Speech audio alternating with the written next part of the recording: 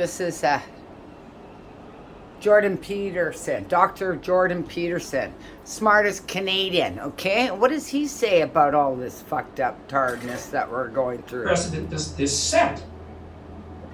And it's basically a form of theft.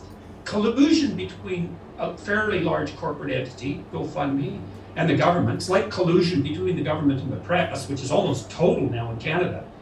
And I don't say that lightly. I mean, Brian Peckford, who I interviewed on my YouTube channel about a week and a half ago, who is a mainstream political figure and one of the drafters of the Canadian Charter of Rights, like a respectable guy, and was never a radical, relatively well regarded by the left and the right alike in the 1980s, a solid guy, told me flat out that the reason that he announced his legal challenge to the authority of our government on my YouTube channel was because he didn't think that he could get the truth told about what he was doing by any reliable Canadian news outlet. And that's just, what do you do with someone like that? Daisy's being a little bit troublesome, so tiny bit break. What do you do when someone like that says something like that to you? It's beyond comprehension. It's a planned parallel reality, which is fundamentally equivalent to it. It's a matrix. We're in a fucking matrix. Should have studied the Luciferian and the ancient Babylon mystery religions throughout the pandemic, and you could find out what I found out. First of all, our leaders are highly religious. None of them are Christians, because honestly, it's the only religion that it's forbidden to hurt children. That includes having sex. Totalitarian encroachment. I mean, CBC should be shut down. The Canadians should just say enough. There's absolutely no excuse whatsoever for it.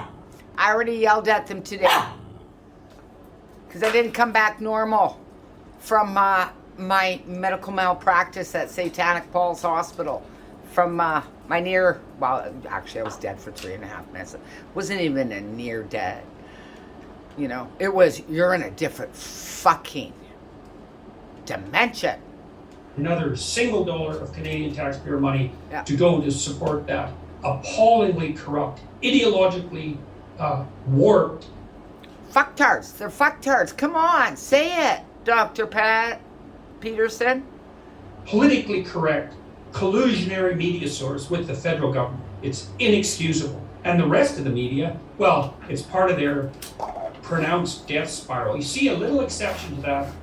The Toronto Sun has had some decent reporting. You see it pop up now and then in the National Post. You see it pop up now and then even in the Globe and Mail. But by and large, it's almost impossible to see what's actually going on in Ottawa. Can't even get a reasonable estimate of the number of people there. And I've also heard that this closed circuit cameras that normally monitor the city, which I believe you could get access to by public feed, many of them have been shut off. No, and then, I would hope that the Conservatives, for their part, would stand up in some sort of opposition. But I know full well, because I've talked to people who know. I'm having issues with the FAA cameras.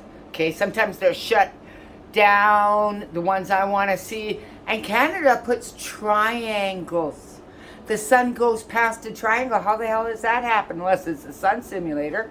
Like, Canada, stop the triangles. We know there's a planet up there. Show us. It's my planet. I put first dibs on it, Canada. COVID policy is being governed entirely by public opinion poll, which is a terrible way of sampling public opinion because it's impulsive and narrow, which is why we have a parliamentary system to be. You know what? I'm going to get angry. And quite frankly, I've smoked a joint and I'm not really angry right now. But if I listen to any more, because he's so right. He's so right. I'll just get a little bit angry. I need some time off, angry.